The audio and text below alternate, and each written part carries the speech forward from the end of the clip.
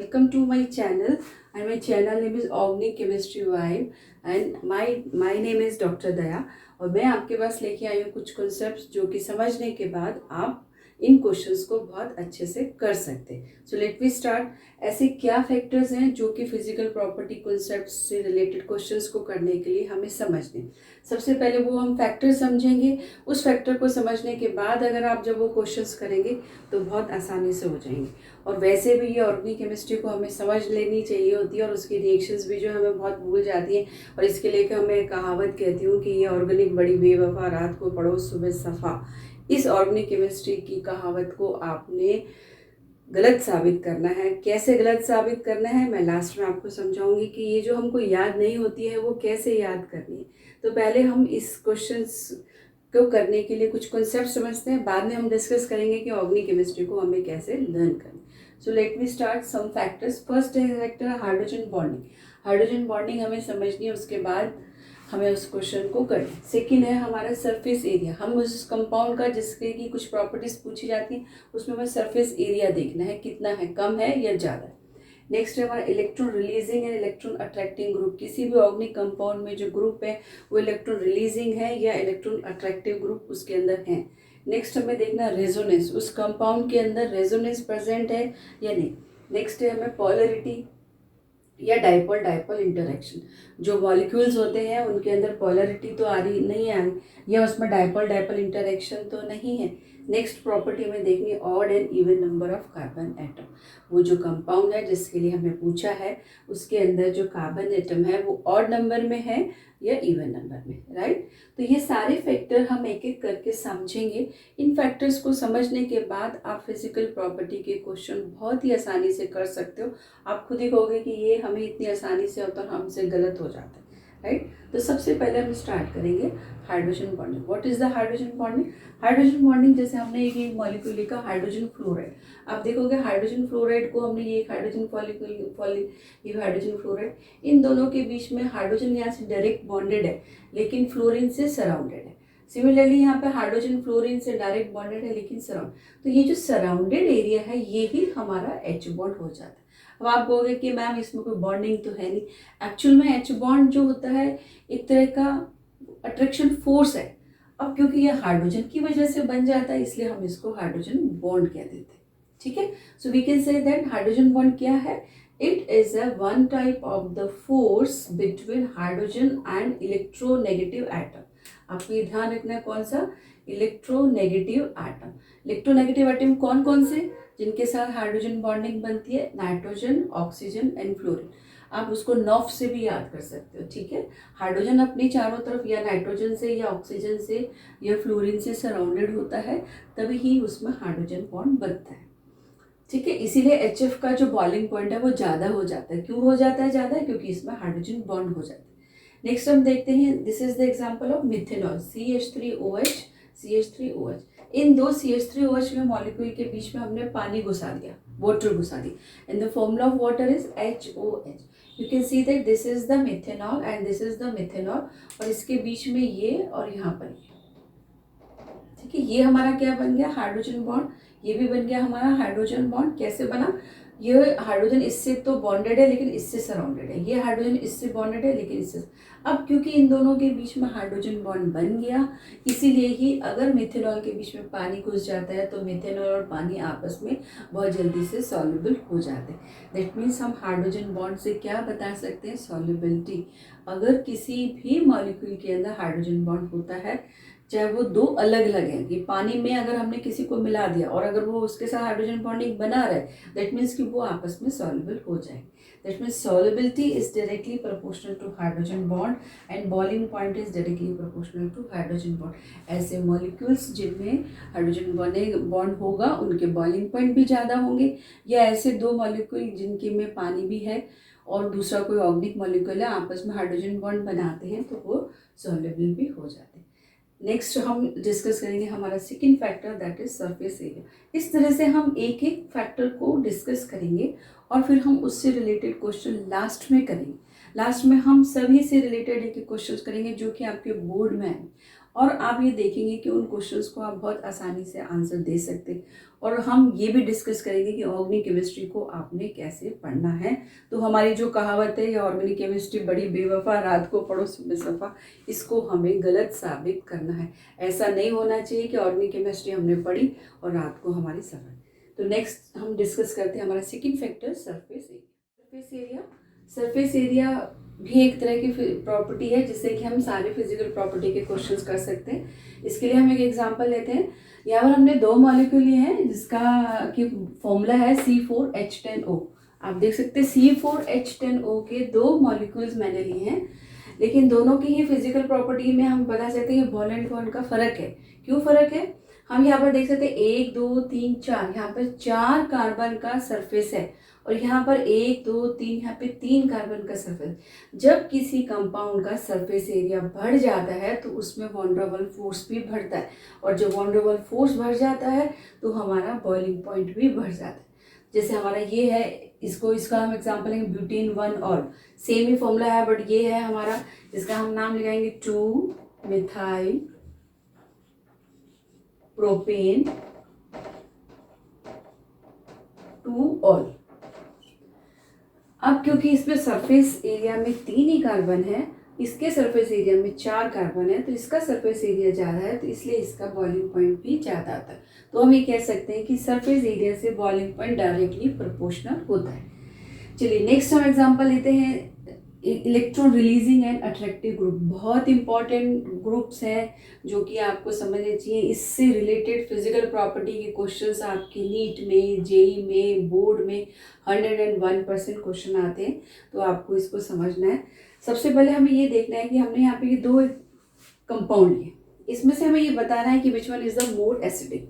आप ये देखोगे दिस इज द CH3COH और ये COH में एक हमारा यहाँ पर लग गया क्लोरीन।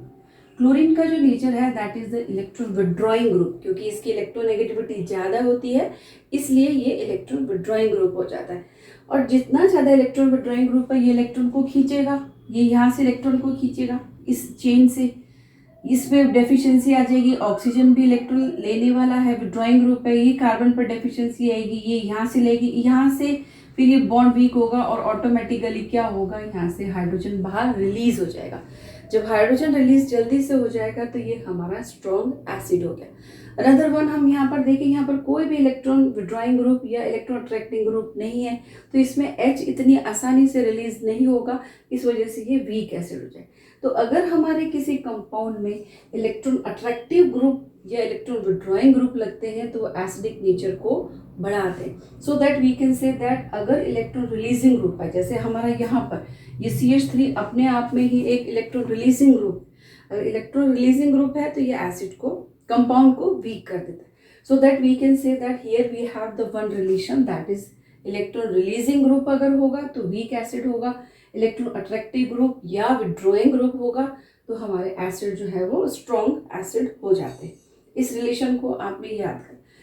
अगर हमारे यहाँ पर इलेक्ट्रॉन विड्रॉइंग ग्रुप एक से ज़्यादा आ जाए या कोई स्ट्रॉन्ग इलेक्ट्रोनेगेटिव ग्रुप आ जाए तो वो एसिडिक नेचर को बढ़ा देता है। तो हमें इलेक्ट्रॉन विड्रॉइंग ग्रुप का भी एक सीक्वेंस याद रखना चाहिए कि जैसे मान लो फ्लोरीन है, फ्लोरीन कार्बन से अगर एक से ज़्यादा लग जाते हैं तो उसमें एसिडिक नेचर बढ़ जाता है। So that we can say that CF3 more stronger है। NO2 अगर लगा ये भी इससे कम है लेकिन नेचर है इसका, विड्रॉइंग नेचर है, फिर साइनाइड, फिर फ्लोरीन, फिर क्लोरीन, ब्रोमीन, आयोडीन और लास्ट में फिनाइल। तो इस तरह से अगर हमारे इलेक्ट्रॉन विड्रॉइंग ग्रुप लगे हैं तो ये हमारे एसिडिक नेचर को भी बढ़ाते हैं, और एसिडिक नेचर का भी क्वेश्चंस बहुत जरूर आता है। एसिडिक नेचर समझ लेंगे तो बेसिक नेचर अपना आप समझ में आ जाएगा। अगर कोई वीक एसिड है तो वो बेस हमारा स्ट्रॉन्ग हो जाएगा, अगर एसिड हमारा स्ट्रॉन्ग है तो हमारा बेस जो है वो वीक हो जाएगा।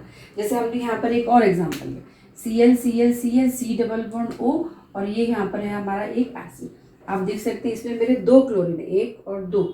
यही एसिड जहाँ पर एक क्लोरीन था ये स्ट्रॉन्ग था, लेकिन यहाँ पर ये एसिड वीक हो गया। इससे स्ट्रॉन्ग ये क्यों हो गया? क्योंकि यहाँ पे 2 इलेक्ट्रॉन विड्रॉइंग ग्रुप हो गए। जितने ज़्यादा हमारे इलेक्ट्रॉन विड्रॉइंग ग्रुप लग जाते हैं वो हमारे एसिडिक नेचर को बढ़ाते हैं। तो इस चीज़ से हमें ध्यान रखना है।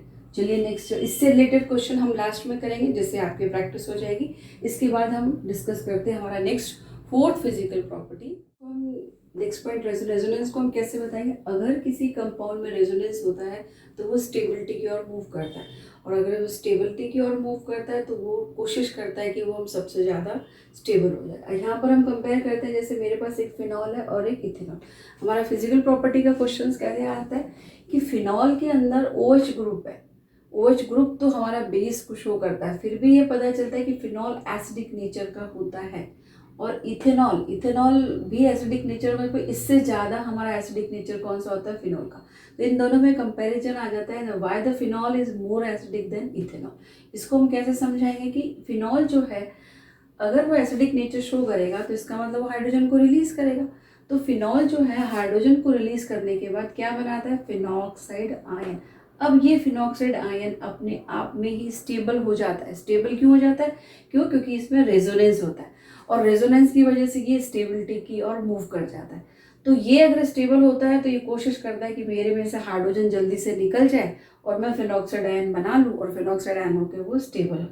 हर मॉलिक्यूल की ये टेंडेंसी होती है कि मैं स्टेबिलिटी की ओर मूव करूँ। इसीलिए ही फिनॉल क्या है, जल्दी से हाइड्रोजन रिलीज कर देता है और फिनॉक्साइड आयन बना देता है। और फिनॉक्साइड आयन के अंदर क्या होता है, डीलोकलाइजेशन ऑफ इलेक्ट्रॉन की वजह से रेजोनेंस होता है और ये स्टेबल हो जाता है। दूसरी तरफ हम बात करें इथेनॉल की। इथेनॉल में से अगर हम हाइड्रोजन को निकाल देते हैं तो हमारा क्या बन जाएगा, C2H5O नेगेटिव। इथॉक्साइड आयन में किसी भी तरह का कोई रेजोनेंस नहीं होता। क्यों नहीं होता, क्योंकि यहाँ पे लोकलाइज्ड नेगेटिव चार्ज होता है। जब लोकलाइज्ड नेगेटिव चार्ज होते हैं तो रेजोनेंस नहीं है, ये स्टेबल है नहीं, तो इथेनॉल क्या, हाइड्रोजन अपना रिलीज नहीं करेगा। तो फिनॉल हाइड्रोजन जल्दी से रिलीज कर देता है, इथेनॉल हमारा जल्दी से रिलीज नहीं करता। फिनॉल में हाइड्रोजन को रिलीज करने के बाद फिनॉक्साइड आयन बनता है, फिनॉक्साइड आयन में रेजोनेंस होता है, और रेजोनेंस आयन की वजह से ये स्टेबल हो जाता है। क्यों, क्योंकि इसमें डीलोकलाइजेशन नेगेटिव चार्ज रहता है। सो दैट रेजोनेंस से स्टेबिलिटी आती है, और स्टेबिलिटी की वजह से हम इसकी एसिडिक बिहेवियर को भी बता सकते हैं। नेक्स्ट हमारा है डाइपोल इंटरैक्शन, या फिर हम कहें पोलैरिटी। ये क्या होता है, ये किसी भी कार्बोनिल कंपाउंड में, अगर किसी भी कार्बोनिल कंपाउंड में इस तरह का नेगेटिव और पॉजिटिव चार्ज है। सपोज हमने यहाँ पर एक कार्बोनिल कंपाउंड लिया CO, ये हमारे कार्बोनिल कंपाउंड की सीरीज है। इस कार्बोनिल कंपाउंड में ऑक्सीजन हाईली इलेक्ट्रोनेगेटिव है। हाईली इलेक्ट्रोनेगेटिव इलेक्ट्रॉन को अपनी तरफ खींचेगा तो इस पर डेल्टा नेगेटिव आया, इसके ऊपर क्या है, delta positive. Similarly second molecule में भी क्या होगा, ये अपनी तरफ खींचेगा इलेक्ट्रॉन को, डेल्टा नेगेटिव आया, ये पॉजिटिव। तो ये कार्बोनाइल और कार्बोनाइल के अंदर जब चार्ज के अंदर डेल्टा नेगेटिव और नेगेटिव पॉजिटिव आ जाता है तो ये पोलरिटी आ जाती है इनके अंदर। जब इनके अंदर पोलरिटी आ जाती है तो पोलर मॉलिक्यूल जब पास आ जाते हैं, इन दोनों के बीच में एक इंटरेक्शन हो जाता है जिसको हम कहते हैं डाइपोल इंटरेक्शन। ये उसी तरह का इंटरेक्शन है, या एक तरह का उसी तरह का ही अट्रैक्शन है जैसा हमने हाइड्रोजन बॉन्ड में बताया था, बट उसमें बॉन्ड नहीं होता, बट उसमें अट्रैक्शन होता है। इसी तरह से इसमें भी ये बॉन्ड नहीं होता लेकिन इंटरेक्शन होता है, पर ये इंटरेक्शन हाइड्रोजन बॉन्ड से वीक होता है। अब इंटरेक्शन तो है लेकिन इसमें हाइड्रोजन बॉन्ड से वीक रहता है, तो इसकी प्रॉपर्टीज़ पे क्या असर पड़ेगा। चलिए नेक्स्ट हम करते हैं कि डाइपोल इंटरेक्शन से हम किस तरह की फिजिकल प्रॉपर्टी को समझा सकते हैं। The boiling point of following compound which has the molecular mass equal to 72 to 74। अगर हम कुछ मॉलिक्यूल ले लें जिनके की मॉलिक्यूलर मास लगभग इक्वल है, और अब हम उनके बॉइलिंग पॉइंट को कंपेयर करें तो हम कैसे रिलेटेड एग्जाम्पल से बता सकते हैं। सपोज हमने यहाँ पर लिया 1 2 3 4 कार्बन का एल्कोहल ब्यूटेनॉल, 4 कार्बन का कार्बोनिल कंपाउंड ब्यूटेनल, और इसके इक्वल मॉलिक्यूलर मास का ही हमने हाइड्रोकार्बन ले लिया। अगर हम इनके बॉइलिंग पॉइंट को कंपेयर करते हैं तो हम देखते हैं कि अल्कोहल का बॉइलिंग पॉइंट सबसे ज़्यादा होता है, फिर हम देखते हैं एल्डिहाइड का उससे कम होता है जबकि मॉलिक्यूलर मास लगभग इक्वल है, फिर उसका हाइड्रोकार्बन उसका भी मॉलिक्यूलर मास इक्वल है, फिर इसका बॉइलिंग पॉइंट सबसे कम होता है। What is the reason for that, alcohol के अंदर हाइड्रोजन बॉन्ड होता है, एल्डिहाइड के अंदर कार्बोनिल कंपाउंड है, इसमें डाइपोल इंटरेक्शन होता है। तो हम ये बताना चाह रहे हैं कि डाइपोल इंटरेक्शन जो है हाइड्रोजन बॉन्ड से कम होता है, इसलिए एल्डिहाइड कीटोन में जो बॉइलिंग पॉइंट्स होते हैं अल्कोहल से कम होते हैं जबकि इनके मॉलिक्यूलर मास लगभग इक्वल होता है। और हाइड्रोकार्बन में तो किसी तरह का इंटरेक्शन ही नहीं है तो इसका बॉइलिंग पॉइंट जो है वो कम हो जाता है। नेक्स्ट हमारा लास्ट कंसेप्ट है even and odd number of carbon chain. इससे भी हम फिजिकल प्रॉपर्टीज बता सकते हैं। कैसे, एक हमने मॉलिक्यूल लिया जिसमें 1 2 3 4 कार्बन है, 1 2 3 4 5, इसमें 5 कार्बन है। Here is the 4 carbon, 4 carbon even carbon की चेन है, इसमें ऑड कार्बन की चेन। अगर हम इनका स्ट्रक्चर को कंपेयर करें तो हम देखते हैं कि इनकी चेन में कार्बन और COH ग्रुप जो है अपोजिट डायरेक्शन में, अपोजिट डायरेक्शन की वजह से इनके अंदर जो लैटिस होता है वो स्ट्रॉन्ग हो जाता है, सो दैट वी कैन से कि इनका जो क्रिस्टल लैटिस है वो बेटर रहता है। इसके अंदर ऑड कार्बन में क्या होता है, हमारा CH3 और COH ग्रुप दोनों सेम डायरेक्शन में होते हैं, तो इनका लैटिस जो है हमारा इतना स्ट्रॉन्ग नहीं रहता। तो इसका लैटिस पुअर होता है और इसका लैटिस स्ट्रॉन्ग होता है। तो हमें पता ही चल जाता है कि जिनके अगर लैटिस स्ट्रॉन्ग होते हैं तो उनके मेल्टिंग पॉइंट जो क्या है ज़्यादा होंगे, और जिनके कंपाउंड के लैटिस जो है वो पुअर होगा उनका जो है हमारा मेल्टिंग पॉइंट लोअर होगा। सो दैट किसके अंदर जो हमारा ऑड नंबर है कार्बन की चेन उनमें लैटिस हमारा पुअर होता है, और इवन नंबर के कार्बन में जो लैटिस है वो बेटर होता है। इस वजह से इनके मेल्टिंग पॉइंट हाई हो जाते हैं और दूसरे इनके मेल्टिंग पॉइंट कम हो जाते हैं। अगर हम मॉलिक्यूलर मास से रिलेटेड भी एक फिजिकल प्रॉपर्टी करें तो जो मॉलिक्यूलर मास में सबसे हल्का होता है वो हमारे फिजिकल स्टेट में भी गैसेस में चला जाता है। थोड़ा सा अगर मास बढ़ जाता है तो वो वॉलेटाइल लिक्विड में आ जाता है, और मास बढ़ जाता है तो वो लिक्विड में, और मास बढ़ जाता है तो वो सॉलिड में आ जाता है। तो मॉलिक्यूलर मास से रिलेटेड हम उनकी फिजिकल स्टेट भी बता सकते हैं। इस तरह से हमने 6 कॉन्सेप्ट्स को डिस्कस किया जिससे कि हम सारी फिजिकल प्रॉपर्टीज़ को बता सकते। अब हम यहाँ पर कुछ क्वेश्चंस लेंगे जो बोर्ड में आए हुए हैं, उनके अंदर अगर हम फिजिकल प्रॉपर्टी को कंपेयर करेंगे तो जो 6 फैक्टर्स जो हमने अभी समझाए, आप देखेंगे कि उन्हीं में से ही कोई एक होगा और वो उसका आप आंसर दे सकते हैं। तो बोर्ड के अंदर किसी भी तरह का अगर कोई क्वेश्चन आता है, इंक्रीजिंग ऑर्डर डिक्रीजिंग ऑर्डर भी आता है, तो आप देखिए इन 6 फैक्टर में से कोई भी एक फैक्टर लगाएंगे और आप उसका रीज़न एक्सप्लेन कर सकते हैं। सबसे पहले आप ये देखिए कि उन दोनों में जो डिफरेंस किसकी वजह से आया है। आप उन 2 मॉलिक्यूल का स्ट्रक्चर लिखिए, उन दोनों मॉलिक्यूल के स्ट्रक्चर में जो डिफरेंस है वो इन 6 फैक्टर में से ही निकलेगा और वो ही उसका रीज़न हो जाएगा जिससे कि हम फिजिकल प्रॉपर्टी को एक्सप्लेन कर सकते हैं। So let me start some question for your practice. बच्चों अब हम डिस्कस करते हैं कुछ क्वेश्चंस जो कि हमारे बोर्ड में आए हुए हैं। तो अभी हम फिजिकल प्रॉपर्टी के क्वेश्चन जो कि बोर्ड में आए उनको हम डिस्कस करते हैं। फर्स्ट क्वेश्चन है, which acid of the following pair would you expect to be stronger. आपको यहाँ पे 2 मॉलिक्यूल दे रखे हैं, इन दोनों मॉलिक्यूल में से बताना है कि कौन सा स्ट्रॉन्गर है एसिडिक नेचर में। और आपको करना कैसे है कि सबसे पहले उन दोनों के स्ट्रक्चर लिखिए, उन दोनों में जो डिफरेंस है वही उनका रीज़न हो जाता है मोस्टली। अब यहाँ पर फ्लोरीन है, फ्लोरीन आपको पता है इलेक्ट्रॉन अट्रैक्टिव ग्रुप है, और जो इलेक्ट्रॉन अट्रैक्टिव ग्रुप होते हैं वो हमारे स्ट्रॉन्गर एसिड शो करते हैं। तो इसके अंदर this one is the stronger acid. Second question है, arrange the following increasing order of boiling point. Increasing order, अब हमें ये ध्यान रखना है, बच्चे इस चीज़ को गलती कर जाते हैं, इंक्रीजिंग ऑर्डर पूछा होता है और डिक्रीजिंग ऑर्डर कराते हैं, जबकि उन्हें हम एसिडिक ऑर्डर को पहचाना अच्छे तरह से आता है। Increasing order of boiling point यानी कि लोअर टू हायर की तरफ आपको जाना है, इस चीज़ का आपने ध्यान रखना है। यहाँ पे दे रखा है this is the acid, this is the carbonyl compound and this is alcohol. हमें मालूम है स्ट्रॉन्गर एसिड ये होगा, क्यों? क्योंकि इसमें H बॉन्ड भी है और रेजोनेंस भी है। इसके अंदर सिर्फ H बॉन्ड है और इस कार्बोनिल कंपाउंड में H बॉन्ड नहीं होता। तो सबसे वीक एसिड जो होगा हमारा 3 नंबर पे ये होगा हमारा कार्बोनिल कम। सेकेंड नंबर पे होगा हमारा अल्कोहल, क्योंकि इसमें खाली H बॉन्ड होता है। फर्स्ट नंबर पे स्ट्रॉन्गर जो बॉइलिंग पॉइंट शो करेगा वो होगा हमारा एसिड, क्योंकि इसमें H बॉन्ड भी होगा, रेजोनेंस भी होगा। रेजोनेंस की वजह से ये स्टेबल होते हैं, स्टेबल जो होते हैं उनके BP हाई हो जाते हैं। नेक्स्ट है phenol has higher boiling point than toluene. लेकिन 2 की वजह से डिफरेंस पूछा है, आप ये देखेंगे ये हमारा टोलुइन और ये हमारा phenol. First you should write the structure of these 2। Phenol आप लिखिए, फिनॉल, फिनॉल का स्ट्रक्चर क्या होता है, ये हमारा फिनॉल, राइट, ये हमारा है CH3। इन दोनों में जो डिफरेंस आया है, यहाँ पर OH ग्रुप है और CH3। हमसे पूछा क्या, phenol has higher boiling point. Phenol जो है हायर बॉइलिंग पॉइंट देगा, क्यों? ये टोलुइन नहीं देगा, क्यों? क्योंकि इसके अंदर आप देखोगे H बॉन्ड होता है और इसमें H बॉन्ड नहीं होता, और H बॉन्ड की वजह से बॉइलिंग पॉइंट भी हायर हो जाते हैं। तो फिनॉल की बॉइलिंग पॉइंट ज़्यादा होगा due to the presence of H bond. Next है boiling point of primary amine higher than secondary and tertiary amine. अब आपकी से primary amine, secondary amine, tertiary amine का स्ट्रक्चर आना चाहिए। प्राइमरी अमीन के अंदर क्या होगा आपका, प्राइमरी अमीन में होता है RNH2, सेकेंडरी अमीन में होता है आपका RNHR, और टर्शियरी अमीन के अंदर होता है RNR और R। आप इन तीनों के स्ट्रक्चर में डिफरेंस देखेंगे। RNH2 में 2 हाइड्रोजन है, इसमें एक ही हाइड्रोजन है और इसके अंदर एक भी हाइड्रोजन नहीं है, और हाइड्रोजन के साथ हाईली इलेक्ट्रोनेगेटिव नाइट्रोजन है अकॉर्डिंग टू नॉफ। अब नाइट्रोजन है तो ये 2 हाइड्रोजन बॉन्ड बनाएगा, हाइड्रोजन के साथ ये सेकेंडरी अमीन एक ही हाइड्रोजन बनाएगा, और टर्शियरी में एक भी हाइड्रोजन नहीं है तो ये हाइड्रोजन बॉन्ड नहीं बनाएगा। इसका मतलब इसके अंदर आपके हाइड्रोजन बॉन्ड ज़्यादा है, दैट मीन्स प्राइमरी अमीन का जो है बॉइलिंग पॉइंट ज़्यादा होगा, सेकेंडरी का उससे कम और टर्शियरी का उससे कम।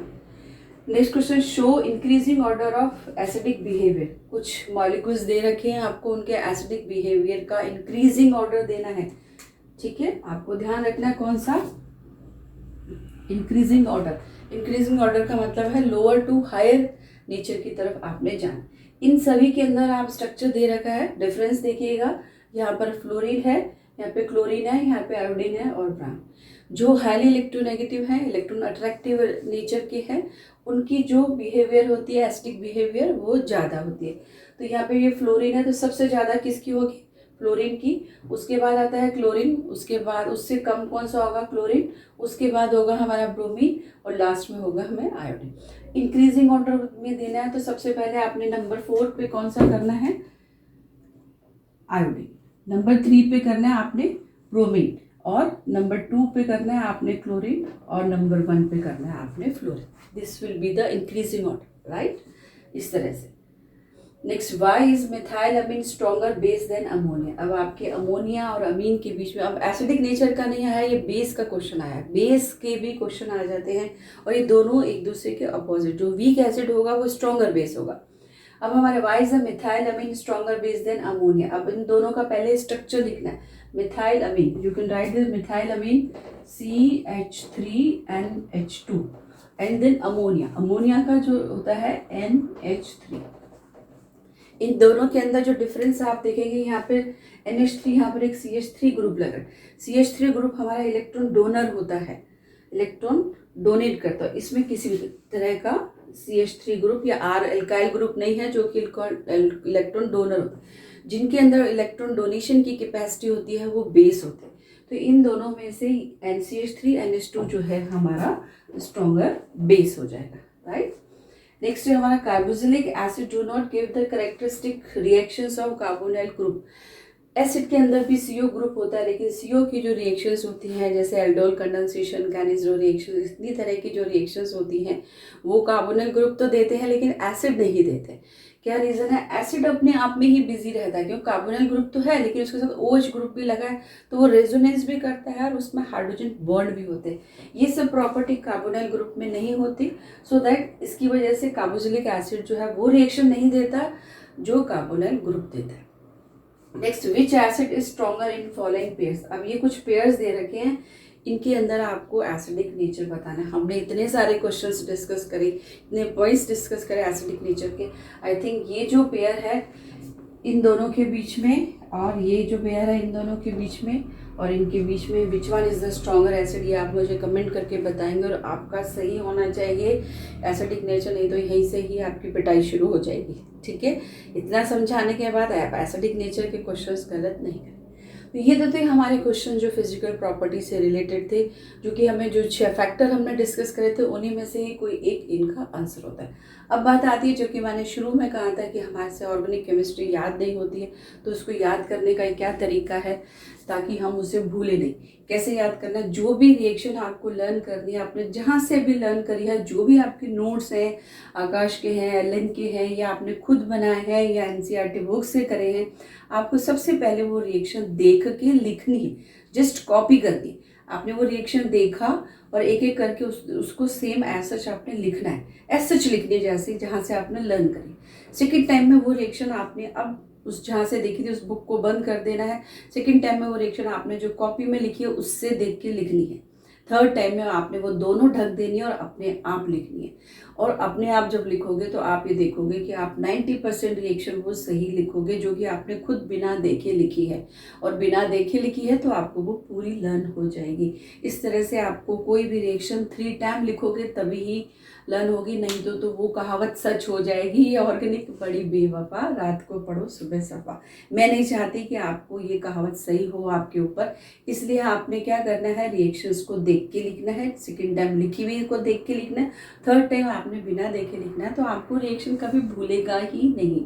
हर रिएक्शन को लिख कर देखेंगे 3 टाइम इस तरह से तो आपको नहीं भूलेगा। Just all the best for your board exam. ये जो वीडियो मैंने डाला है इसमें बहुत टेक्निकल इश्यूज थे, आ गए थे, वीडियो बहुत अच्छी नहीं बनी, पर क्योंकि आपका बोर्ड का एग्ज़ाम कुछ ही दिनों में होने वाला है और ये मुझे आपको समझाना था, और मैंने काफ़ी सर्च के बाद ये देखा कि बच्चों में फिजिकल प्रॉपर्टी का क्वेश्चन को सॉल्व करने में बहुत प्रॉब्लम आ रही है, जो कि बहुत ईजी था। और भी ऐसा कोई टॉपिक जो आप ये समझना चाहते हो अभी आने वाले बोर्ड में, जो आपको नहीं समझ में आ रहा हो, हार्ड हो रहा हो, तो आप मुझे बताइएगा। मैं कोशिश करूँगी बोर्ड से पहले आपको ये जो डालूँ, हो सकता है शायद उसमें इतने टेक्निकल इशू ना हैं जो इसमें आए, राइट। तो आप इसको मत देखिए, आप कंटेंट को देखिए, कंटेंट आपका कितने काम का है, तो आपके लिए वो ज़्यादा फ्रूटफुल रहेगा। Okay, all the best, thank you.